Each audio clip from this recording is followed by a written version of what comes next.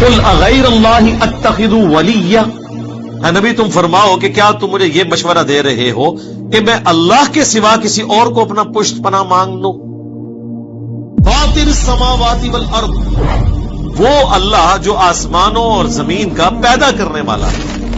وَهُوَ يُطْعِمُ وَلَا يُطْعَمُ، جو سب کو کھلاتا ہے اور خود کچھ نہیں کھاتا، اوئے ہوئے، سب کو کھلاتا ہے اور خود کھانے کا محتاج نہیں ہے۔ سر اگر یہ کوالٹی کسی میں ہے نا تو وہ مشکل کشا ہو سکتا ہے آپ کا۔ ہاں وہ تو سورۃ المائدہ میں اللہ نے فرمایا عیسیٰ اور ان کی ماں کھانا کھانے کے محتاج تھے۔ ایسوں کو اپنے نقصان اور نفع کا مالک سمجھتے ہو، اللہ کے سوا ایسوں کی عبادت کرتے ہو جو نہ تمہارے نفع کے مالک نہ نقصان کے مالک، یعنی نہ تو ان کی عبادت ہو سکتی ہے اور نہ آپ ان کو بندہ سمجھتے ہوئے ان سے مدد مانگ سکتے ہیں، کیونکہ وہ آپ کے نفع نقصان کے مالک نہیں، کیونکہ وہ تو خود محتاج ہیں روٹی کے جو اللہ انہیں کھلاتا ہے۔ میرے بھائی اگر عیسیٰ ابن مریم اور ان کی ماں سیدہ مریم روٹی کھانے کے محتاج ہیں، کسی کے نفع اور نقصان کے مالک نہیں ہیں، تو بابے سے شاہی کوئی بابے نیچے بچنا ہے، اسے نہیں رکھنا۔ اسلام بچانا ہے تو بابے سارے ختم کرو علمی طور پہ۔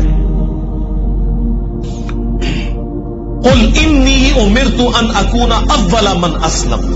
اے نبی تم فرماؤ مجھے تو خود میرے رب کی طرف سے حکم ہوا ہے کہ سب سے پہلے میں اللہ کے سامنے سر تسلیم خم کروں۔ لو جی، پیر فقیر بزرگان دین کے بارے میں جنہوں نے کبھی نماز بھی نہیں پڑھی ہوتی، یعنی جن کی بات ہو رہی، جو پڑھنے والے ہیں ان کی بات نہیں میں کر رہا، ان کے بارے میں لوگ کہتے ہیں دیکھیں جی نماز ذکر اذکار عبادت تو اس لیے کی جاتی ہے کہ اللہ تک بندہ پہنچے، اور جو اللہ تک پہنچ چکے ہیں ان کو تو اب ان چیزوں کی ضرورت ہی کوئی نہیں ہے۔ تو ان سے ذرا پوچھیں کہ رسول اللہ تک نہیں پہنچے ہوئے تھے، جو اس کائنات میں وسیلہ ہے مخلوق اور خالق کے درمیان ہدایت کا، ان سے زیادہ کون اللہ تک پہنچا ہوا ہے؟ اور ان کے لیے حکم ہو رہا ہے نبی تم نے خود اپنی زبان سے کہنا ہے انی امرت، مجھے حکم دیا ہے میرے رب نے، ان اکون اول من اسلم، کہ سب سے پہلے میں مسلم ہو جاؤں، میں سر تسلیم خم کروں، ولا تکونن من المشرکین، اور یہ بھی حکم دیا گیا ہے کہ دیکھنا مشرکین میں شامل نہ ہونا، یعنی سب سے پہلے میں توحید کا علم بردار ہوں، سب سے پہلے میں اللہ کا تابع فرمان ہوں، سب سے پہلے میں خدا کا مطیع ہوں، باقیوں کو تو میں بعد میں دعوت دوں گا، پہلے تو میں سر تسلیم خم کروں۔ اب مجھے بتائیں اگر اللہ کے نبی کو یہ حکم دیا جا رہا ہے کہ آپ نے یہ کہنا ہے کہ میں نے شریعت کی پابندی کرنی ہے، میں نے اللہ کے سامنے سر جھکانا ہے، میں نے اللہ کے ایک ایک حکم کی پیروی کرنی ہے، تو بابے شاہی کوئی نہیں، کوئی شے نہیں۔ قل انی اخاف ان عصیت ربی عذاب یوم عظیم، آگئی جی آیت جیڑی میرا میں رٹا چھڑی تو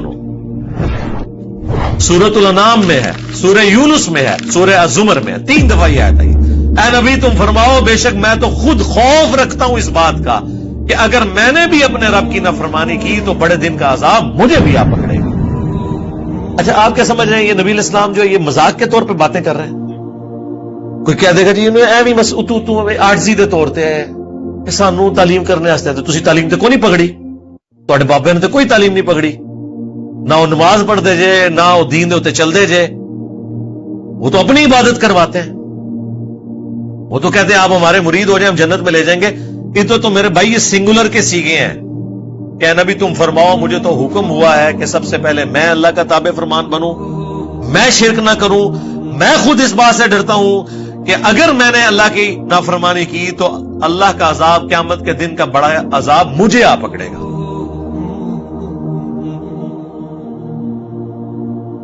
اندازہ کریں، میرا خیال ہے دنیا میں اگر سب سے بڑی کوئی مثال دی جا سکتی تو یہی تھی نا،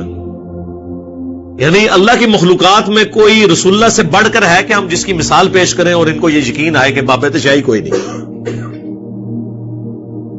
رسول اللہ سے تو بڑا کوئی نہیں ہے نا، تو باقی لوگ کس کھاتے میں بیٹھے ہوئے ہیں؟ اسی لیے دیکھ لیں کہ یہ سورۃ الانعام جو ہے نا ننگی تلوار ہے توحید کی۔